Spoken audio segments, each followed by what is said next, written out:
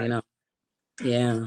Around the early 80's, you said maybe Jazzy Joyce was next. What were you witnessing as far as other female DJs? Did that come along slowly, or because of maybe your influence, did you see more coming up around the, West Coast area?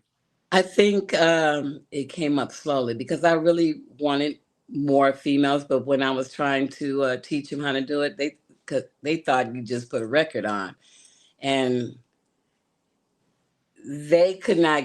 The females that I was trying to, train, it was more than what they expected. So I didn't have nobody here but my daughter, right? And I really didn't want her to get it. She would even say to herself, I didn't want her in the entertainment game. Because before I got into the music scene, I was in the movie scene. I've been in Mm. the industry since the age of 13. So I didn't want her to be, she wanted to be a veterinarian or a heart surgeon. And that was my goal. The whole point of me doing all of these extra jobs was to support her, for her to be who she could be. But lo and behold, she wanted to be like her mom. And long story short, so with that, I wanted to make sure she was protected, and I wanted to teach her the business of this game, Right. right? And what she had to do. And here she is now, one of the baddest. I mean, she's the DJ to the stars. Wow. Yeah. So, yeah, you guys check her out. ONE DJ Spark. You know, We she would does definitely. Layla Hathaway, Tony Braxton, SWV. I mean, television. So I mean, yeah, she definitely does it and carrying on what I have done before. Right. So the females that came out, there were like maybe about two or three Spinderellas before the Spinderella that you see. And the reason why this Spinderella is so famous because she was the first to ever be seen on a video. Okay. When she got with Salt and Pepper, that blew her career super up. Okay. That So yeah, go ahead. No, Sorry. yeah, that made sense. Talk a little bit before we go into the music side. You said movies. What were you doing earlier on as far as the movies go? I became a casting assistant for Eddie Smith, the late Eddie Smith, which he's responsible. What you guys see, Eddie Murphy and the Townsends and the whole bit. He was a black man here that worked in the industry, and he used to go to Watts and pick up those to become extras and the whole bit. So I became his casting assistant for him and Jim Green at the time. He was the president of SAG. I also had the opportunity when I was younger. Um, our neighbor not only was our neighbor, but was friends to my mom, high school friend, and that was Judy Pace and Jean Pace. And one of them was married to Oscar Peterson. So I became a trophy girl for the first Image Awards for the NAACP. Mm. And through that, uh, did profession. Look, got into the look. I like I said when I write my book, y'all was like, wow, I'm just saying. I entered it. My mom entered me. I didn't want to. I was shy. Literally, I was shy. Entered me into the Miss Junior Teen pageant, California pageant, and I became first runner up. And that's when I met Shabadoo and all the lockers in the whole because they was performing there, and and got discovered by Dionne Warwick's husband, Bill Elliott and Gene Holmes. And even though I was not old enough, here I am, 13 years old, tall, right? See, I was tall and overdeveloped for my age, so I got away with it, being with a bunch of 21-year-olds and being a professional dancer and model for Learners and who is Learners and another Montgomery Wards because they had held the competition in Montgomery Wards. So went to part of my winnings was we had charm school and guess who was in there? Robin, my girl Robin. Oh my gosh, she went to New York and then she came back. She did the casting for Spike Lee.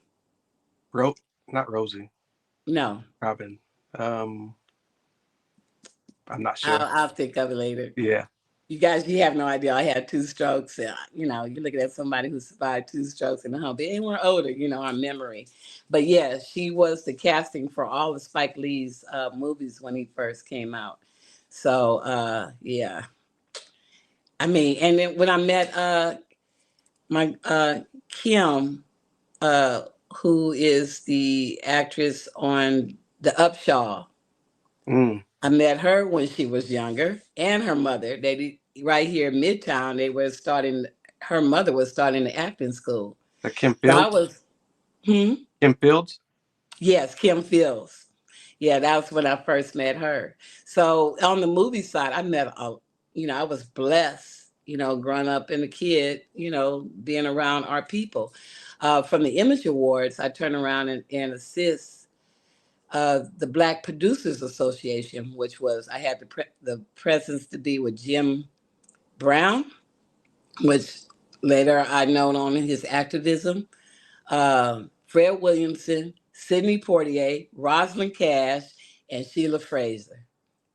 They were the Black Producers Association. And Wow. of course, at that time, we needed those type of organizations because of the discrimination that we had in the film world.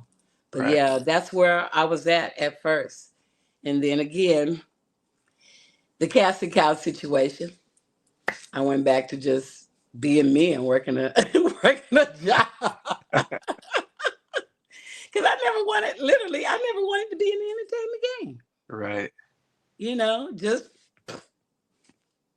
Found you something. luckily found it right. But when I got into it, you best believe it, when I said hands on experience, that I learned and mastered, you know, Yeah. and just things grow into another, knowing how it's run. I've even done a television show, tonight's live party, which turned into Vibe Party. Mm. So, I had to what I was the AD to Carl Payne and Larry B. So, met all of these great people, right? Just I guess just a lucky kid, just having fun and making some money at the time and the Right. moment. Yeah, but music, hands down, I can't live without music. Right. You know, yeah. Speaking of music, can you talk about your contributions to Dial a Freak and 808 Beats? Well, what I think Dollar Freak really put Uncle Jam's Army on the map. You know, like most of us who get into something that happened, I didn't, know about royalties and all of that kind of stuff at that time. Uh, Roger did not put my name on the record, and because of that, I turned around and charged him for me to perform with the group. Mm. Yeah, because a lot, we was just having fun, teenagers, college. By that time, I was a college student. So we're just having fun and just making things happen and not getting paid for it because we love it so much, right? Right. And yeah, when he didn't put my name on the record, then I'm like, okay, you want me to perform with you? You want me to, that kind of thing? You're going to have to pay me. And Right. that's exactly. And then when the rest found out I was getting paid, then that's when everybody else say, hey, you're going to have to pay. You have to pay us. Bobcat told me that too. He actually told me that. He said, you was the only one getting paid in the group. But I told Bobcat the reason why. Right. But, being friends and the whole bit and you don't know what's going on. No paperwork was done, that kind of thing. So, yeah, that's my contribution, performing as well as DJing Okay. with the California Cat crew with Battle Cat and Kit Kat and Bobcat, being on the same stage with Run DMC and, Africa Bambana and the whole bit. I mean, Ice T. I mean, I saw where it all began. Rudy Pardee, with Dream Team. And Rudy wanted me to be a part of his group. And I will never forget that Roger and him, like, wait, hold up, that's a conflict of interest. So I didn't become a part of the Dream Team. But, it was all good.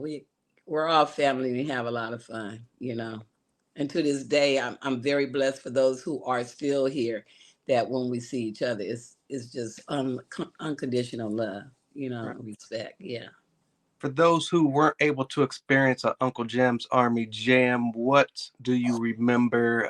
Some of your best memories. Take us back to, what you witnessed. Well, if I'll say for the generations now, if you ever been to a rave party, Mm, that's where they got it from. For us to here we got, a bunch of DJs together and put a to fill up the sports arena, which is now the BMO now.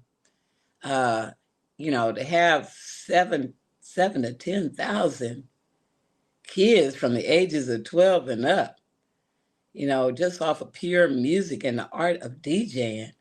And then eventually, after a while, then guess what? Now all of a sudden, we got rappers. You see, we're making records and stuff, and we're getting other artists to come and perform with an Uncle Jam's Army event. Was just is something you I don't think. I mean, we've been trying to bring it back. hmm I would love to bring that back. I think we do it at Grand Park every year now. That kind of feel, but it's nothing like how we did it in the arena and having many DJs, to pull the song for the people and just play the music. Right. Yeah. That's just wow, the love and the support and the fun that we had. It was fun to be all in there and then surprising each other or to be on 6 to 8 turntables and taking our turn. Well, one record could go on and then, oh, I got something, put that on and come behind it was crazy. It was just crazy, mad crazy. I don't think we'll have that to this day, but I wish we would bring it back because I just think that's something that the youth is really missing. The whole ambiance of it and the art of it, and knowing or seeing all that what it takes instead of thinking one person does everything. Right. It definitely takes a team, and you see all the different positions that you can say, hey, this might be for me, Right. than to just think that you're the only person to be on the stage and, you know, that's supposed to make it happen. We've seen where music has gone towards, like, the TikToking and the whole bit, but actually it's a part of the hype and everybody's not making the money like they're saying, you know. Right. So it's an overabundance. I say we're missing authentic, true talent, and I think that the energy should be also.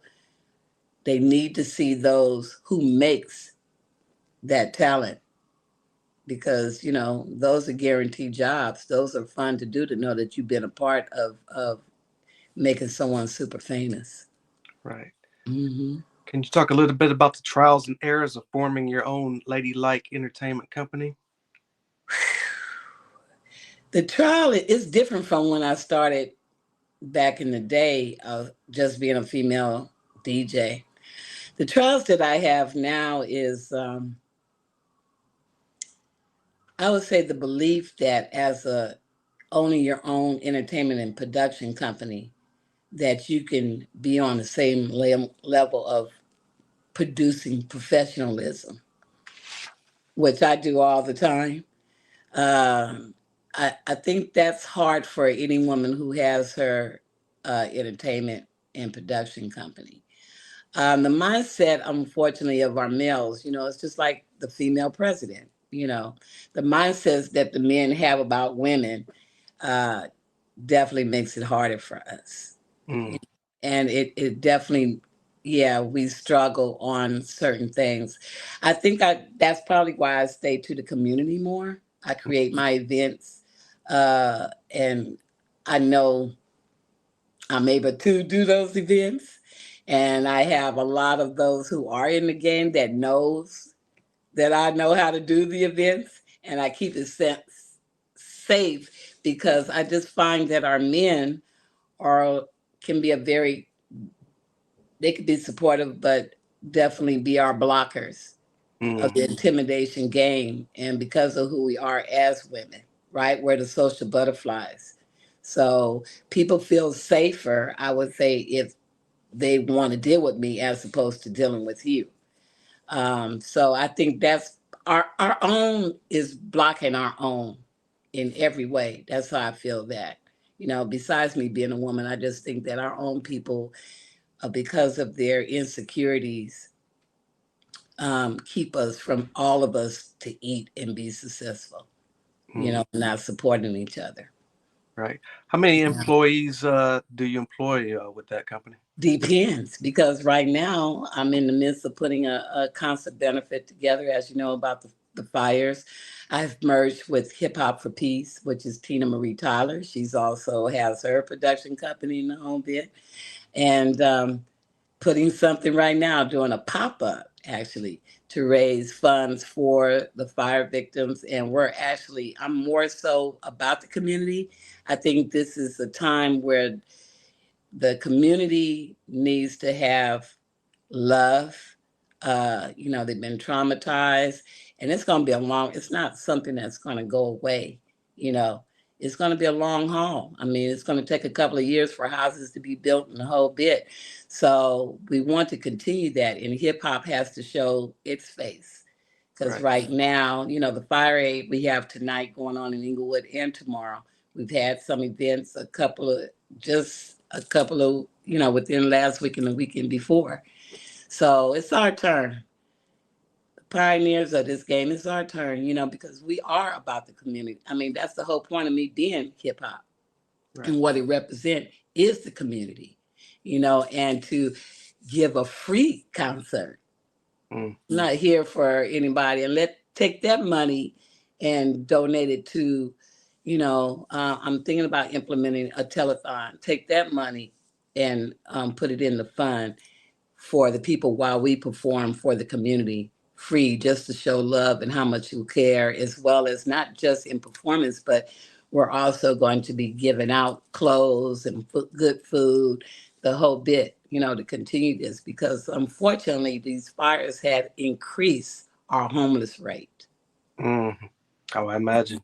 Yeah, yeah. So, and I know nobody's thinking about that. I said all this overabundance that we're getting, nobody has thought about the homeless. Right. And that's my number one priority is the homeless. Uh, You're involved with Operation Skid Row, correct? yes, rest